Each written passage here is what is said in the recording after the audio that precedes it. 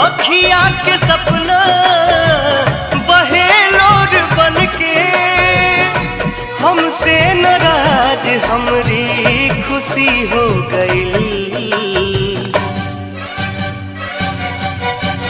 कैसन जिंदगी हो गई, मौत से दोस्ती हो गई। कैसन जिंदगी